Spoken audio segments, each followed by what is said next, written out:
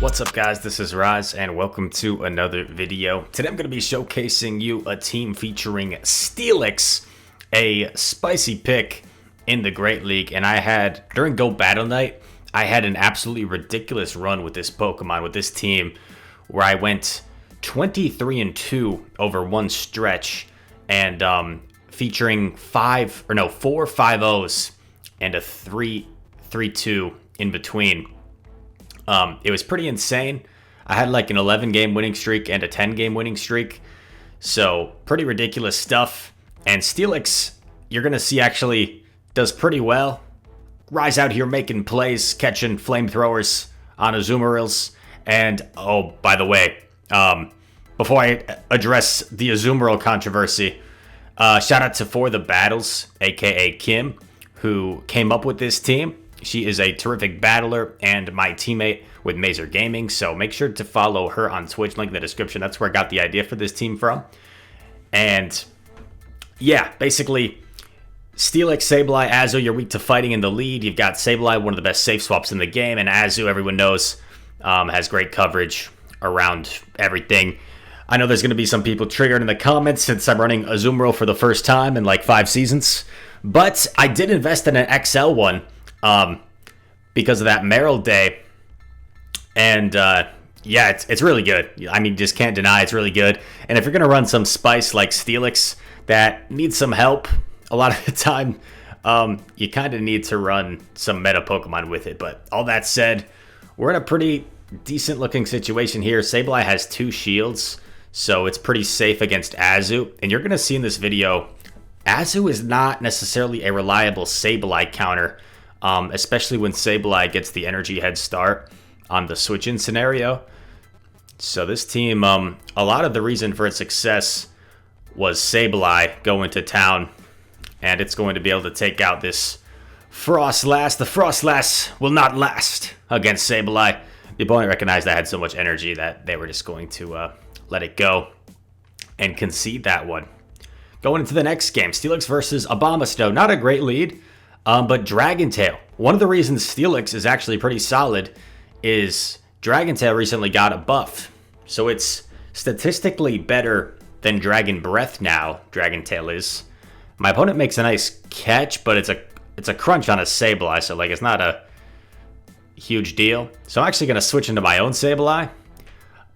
Because what I don't want to happen is to take it out with Azu, and then Azu kind of just goes to waste against the Abomasnow. And I'm also predicting that there is a Marowak in back.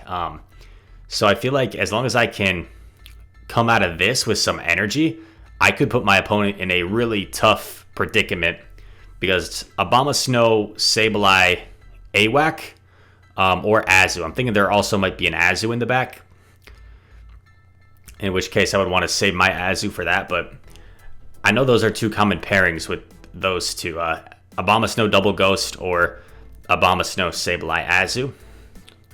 We'll see if either of that is the case. I land the foul play, and it's a Medicham, so I was wrong, but we're still in a solid position. I store a foul play, as you saw, in case I need it for later. And Medicham can definitely put in work against Azu, but with shields down, I can just land this play rough, and this should KO, if not almost KO, put it into bubble down range. 1 bubble, and then Abomasnow will have to expend its energy to take me out, and it's so low that our opponent concedes and we just bubble down. So G to the G there. By the way, there's definitely been some controversy in the PvP community with Niantic cutting the Stardust rewards for GBL in half, and then Zionic, who you guys all know, made a terrific video where he articulated his points very well on why it's a messed up thing they did, kind of deceiving us, saying we had increased Stardust bonuses that they announced, but in reality they were actually cutting it in half behind the scenes. But by the time I'm making this video, Niantic actually rescinded that, and they tweeted out that they're returning the Stardust rewards back to normal. So it seems like Zionic did a good deed for the community. His video worked, got the message across, and glad that Niantic was able to see that they we're best off returning that to normal. And yeah, also one thing that is still rubbing some people the wrong way is Niantic didn't really apologize for doing it. They kind of just blatantly like stated as in like a factual statement that they have now returned it back to normal, but they never said like we're sorry, our apologies for doing that, or gave a reason why. So yeah, I think Niantic just got to be careful about that. I won't touch on it too much since they returned it back to normal, and Zionic already laid it out as well as he can. So I encourage you to watch that video if you haven't seen it from Zionic. But anyway, just wanted to make sure I touched that in this video. And who cares if I talk about something else when it's an Azu mirror match? I'm just trying to distract you from the Azu mirror match because no one likes an Azu mirror match. I get a little greedy over farming there. But I guess I want to make sure that I have residual energy once he lets this go. So it kind of makes sense because I really need this Azu to beat the Obstagoon. Gonna go for a play rough. I can only presume he's going to shield. He does. And the Obstagoon has energy, so this is going to come down to whether I can get to a return and a foul play. And I actually snuck in a Shadow Claw there, so me sneaking in that Shadow Claw, now I have the foul play loaded, I just can't overtap. And we actually CMP tie on the move, so an incredibly close finish there. I'm pretty sure the Obstagoon would have gotten to another Night Slash against Azu before I was able to bubble down. So one extra fast move won me that game. Unfortunate for my opponent. I've certainly lost so many games due to extra fast moves being snuck in from the opponent. That time I was the beneficiary of that happening. Terrible lead against Swampert. So those fun party people, those people that are super fun at parties that have already commented Rise is using Azu, of course he's going to win. Well, terrible lead, right? Against Swampert.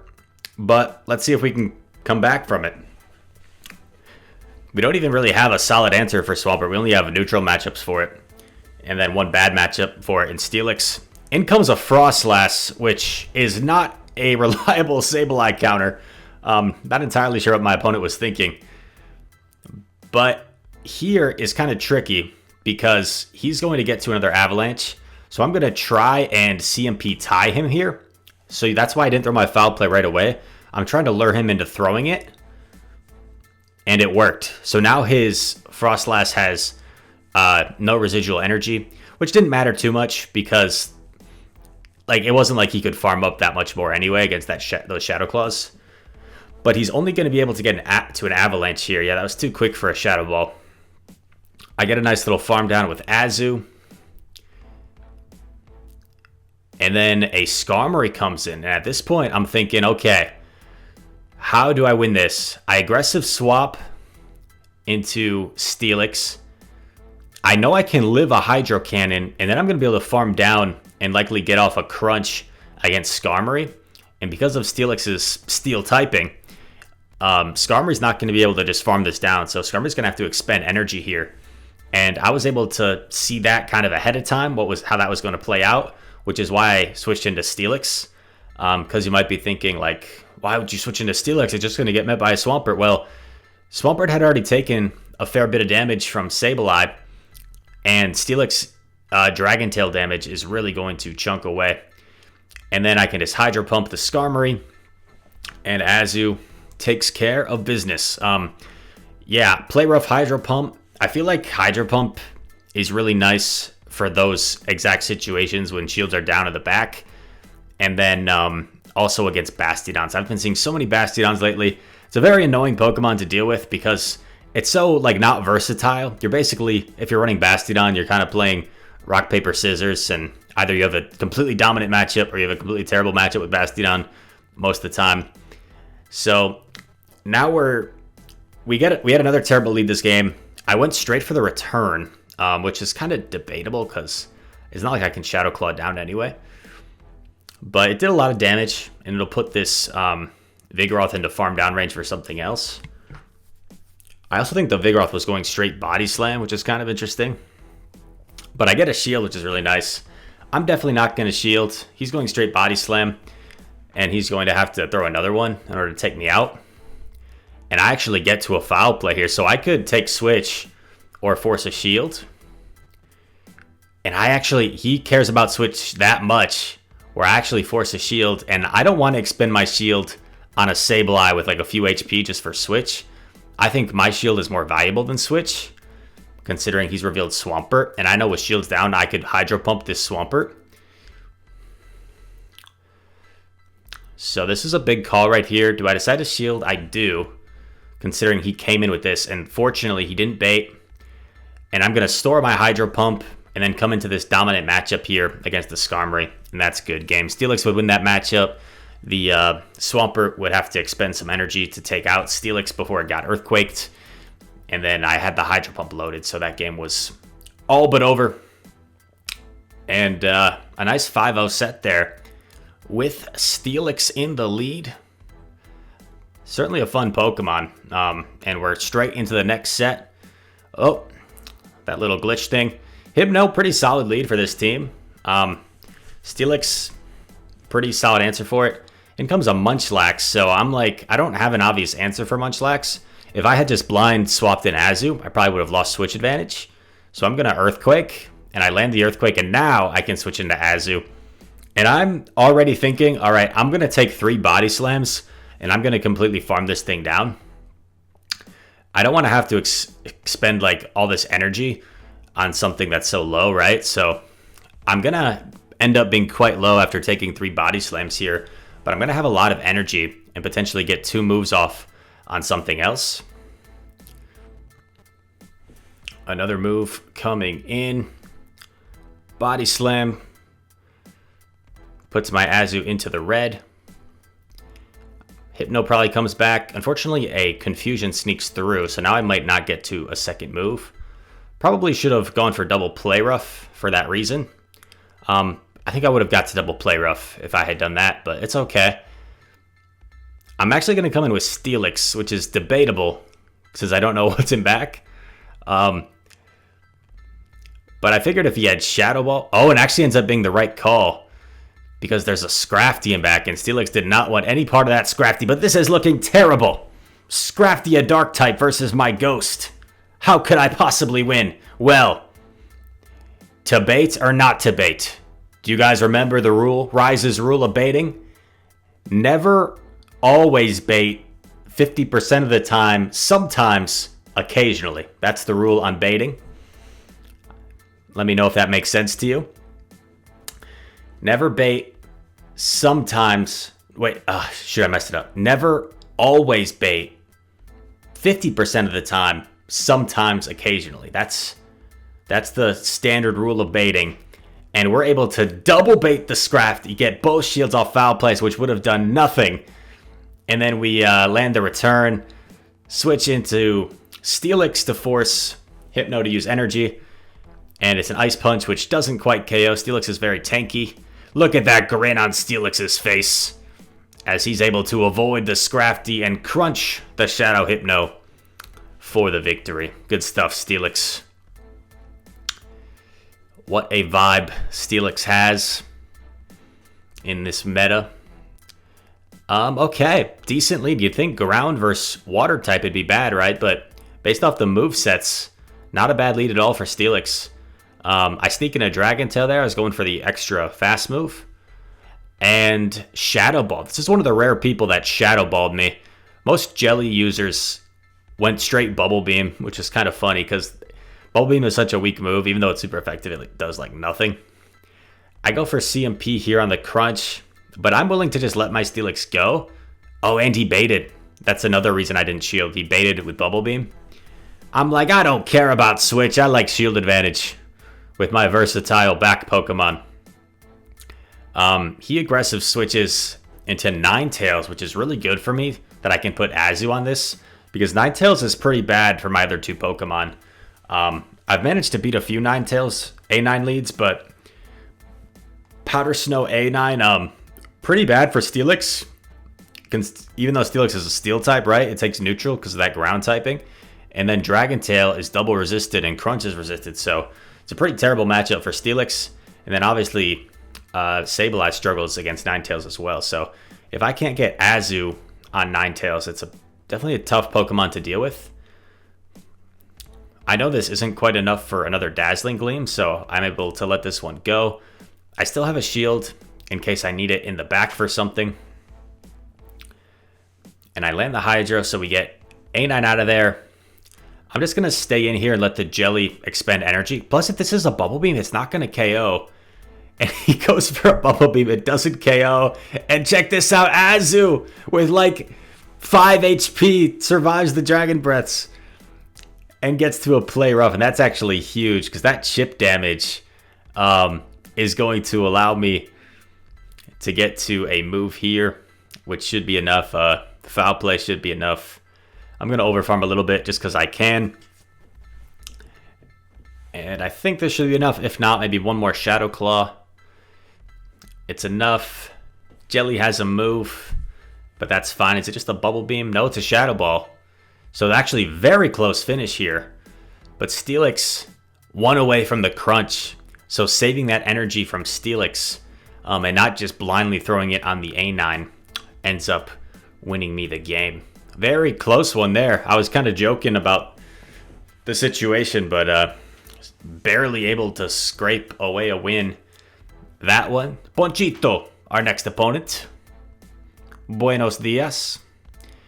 Another Abomasnow. Pretty tough for our whole team. Abomasnow we don't have a solid answer for, but I'm just going to go straight crunch, and I'm just going to try and get shields here. I treat this the same way I would treat pretty much any grass type in the lead. I just kind of sack Steelix, try and get a shield if I can, and then farm down with Sableye, even though I'll probably have to expend a shield on Sableye. Because there's no way I'm going to beat this thing with Steelix, really, without having to, like, get a shield disadvantage. I sneak in a Shadow Claw, which is nice. I'm going to let this go, because I think he's going to get to 2 Weather Balls, potentially. Yeah, he gets to 2 Weather Balls, so I take a lot of damage from Sableye, but at least I have a lot of energy, which could potentially be dangerous. It's an Azu, so I'm just going to go straight for the return, and I'm going to get out of here. I land the return, which is nice. Okay, I'm not going to get out of there. I'm going to try and catch a move. No, I don't think I was trying to catch a move. I think I was just trying to store that foul play in case there's a Marowak in back. Because that's what I'm expecting, a Marowak in back.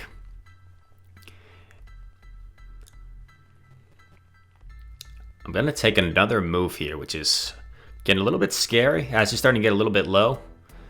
Over farming as much as I can. And they catch a play rough on a Sableye. They catch a play rough on a Sableye. Which I'm not sure how much good that does for him. And I'm just going to throw this right away to put the pressure on. I could have thrown one more bubble, I think. But how do I play this out? Oh man, this is going to be real close. I catch on Sableye. And then I shield anyway. I shield anyway to get off my foul play. So I'm not sure how good that was, but he lets it go. He lets it go knowing that I was going to get to a play rough. So he made the right play letting it go. But the foul play plus the Shadow Claw plus a few bubbles take it out. Going up against the Shady Asian, who's just an absolutely exceptional battler. Always towards the top of the Go Battle leaderboards. And he makes a bit of a mistake here by just switching immediately into his Skarmory against my Sableye. Because Sableye can certainly flip switch in this matchup. And I'm actually able to CMP tie him here, I believe. So he's going to be forced to shield this so he can get off his move. I'm definitely going to shield. I don't know why I was even debating about shielding there. But yeah, I really need switch because Steelix can do like nothing to Azu. He does get to this second Sky Attack first, which makes sense. And I'm going to be able to completely farm down. And this return damage is definitely going to threaten the Azu. Does a big chunk there. Then I'm just eyeing if I can get to another return. I see that I can't, so I just go for a foul play for chip damage. Potentially could get a shield if he wasn't counting. Don't get a shield. Nice counting by the Shady Asian. And then Azu comes in. This is kind of scary. I'm just going for the home run. I'm just going for the Hydro right here. No baiting. Can I land it? Boom! Land the Hydro. Then I catch the Earthquake because Steelix is kind of dead weight to me at this point. Boom! Catch the Earthquake. Dragon Tail down. And yeah, and then he surrenders at that point. So good games to the Shady Asian. We were able to just make the right calls there. And able to take that one. Just not baiting, making the right call, making a nice catch there at the end. I don't know if the catch was necessary. It might have been, actually. It might have been, because if he had like Hydro Pump, we could have been pretty in trouble. So Steelix, probably a losing matchup here against Diggersby. But Sableye has a pretty terrible matchup against Diggersby, so I'm just going to stay in here. You see the Fire Punches really don't do much. And I'm assuming he's probably running Hyper Beam since he's not going for Earthquake. I'm going to go straight for Earthquake because I don't expect Diggersby to shield. And look how tanky that thing is. Earthquake didn't even do that much. I'm hoping I can live this and get to a crunch, but I'm not sure I can. Nope. One Mud Shot afterwards takes me out. But now I'm going to go for a very aggressive Bubble Down. I might shield. Yeah, I'm going to shield because I figure there's no point in the Diggersby baiting. It was an Earthquake, okay. So I successfully shielded an Earthquake, which would have done probably like 40%. Definitely not going to shield this because I think it's just a Fire Punch. And it does like, what, like 7 damage. In comes an Azu. And I'm like, okay. This might be good for me because my Sableye is avoiding this. So I think I'm just going to play this out most likely. And see how it does play out. And then hopefully Sableye, considering the front 2 Pokemon are pretty good against Sableye. Hopefully the back Pokemon isn't as good against Sableye. Going for another Play Rough here. Get a shield. And feel free to go get a quick snack. Use the bathroom in the Azu Mirror match. This is 1.5 times speed as well. And this matchup still feels like it's taken forever. I'm always building up a little bit extra energy just to try and throw off my opponent's counting. In comes a Medicham, and I'm like, let's go. This Play Rough is more valuable against the Medi than it is the Azu, so I just go for it, expecting to get a shield. He doesn't shield, and that actually is really bad for him because now Sableye is going to be able to just Shadow Claw down and then save the shield for the Azu.